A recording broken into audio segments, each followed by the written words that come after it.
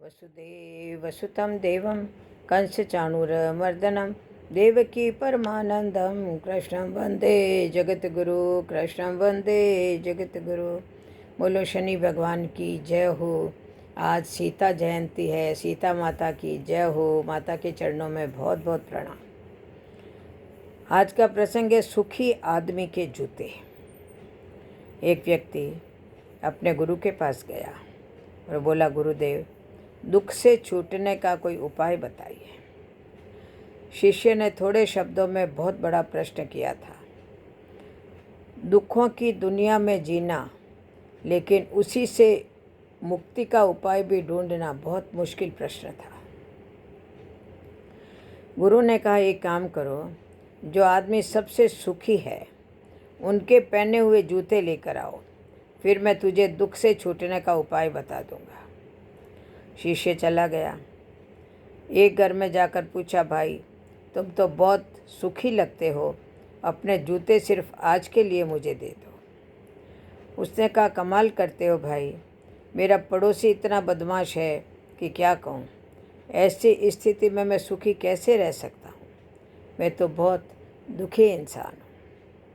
वह दूसरे घर गया। दूसरा बोला, अब क्या कहूँ भाई, सुख की तो बात ही मत करो, मैं तो पत्नी की वजह से बहुत परेशान हूँ। ऐसी ज़िंदगी बिताने से तो अच्छा है कि कहीं जाकर साधु बन जाओ। सुखी आदमी देखना चाहते हो तो किसी और घर जाओ। अब वह तीसरे घर गया। किसी की पत्नी के पास गया तो वह पति को क्रूर बताती, पति के पास गया तो वह पत्नी को दोषी कहता, पिता के पास गया तो वह पुत्र को बदमाश कहता, पुत्र के पास गया तो वह पिता की वजह से खुद को दुखी बताता। सैकड़ों हजारों घरों के चक्कर लगा आया। सुखी आदमी के जूते मिलना तो दूर, उसके खुद के ही जूते घिस गए। शाम को वह गुरु के पास आया और बोला, मैं तो घूमते घूमते परेशान हो गया, न तो कोई सुखी मिला और न सुखी आदमी के जूते। गुरु ने पूछा, लोग दुखी क्यों हैं, उन्हें किस बात का दुख है। तो उसने कहा, किसी का पड़ोसी खराब है, कोई पत्नी से परेशान है, कोई पति से दुखी है, तो कोई पुत्र से परेशान है। आज हर आदमी दूसरे आदमी के कारण दुख भोग रहा है। गुरु ने बताया, सुख का सूत्र है दूसरे की ओर नहीं बल्कि अपनी ओर देखो, खुद में झांको, खुद की काबिलियत पर गौर करो। प्रतिस्पर्धा करनी है तो खुद से करो, दूसरों से नहीं। जीवन तुम्हारी यात्रा है, दूसरों को देखकर अपने रास्ते मत बदलो। खुद को सुनो, खुद को देखो, यही सुख का सूत्र है।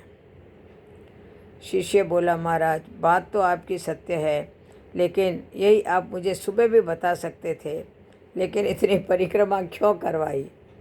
तो गुरु ने कहा, वत्स सत्य दुष्पाच्य होता है, सत्य दुष्पाच्य होता है, वह सीधा नहीं पचता।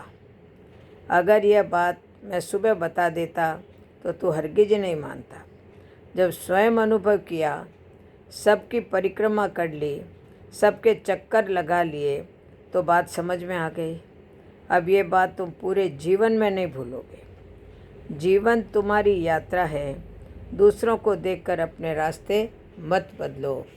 बोलो जय जय श्री राधे, जय जय श्री कृष्ण, जय जय श्री राधे।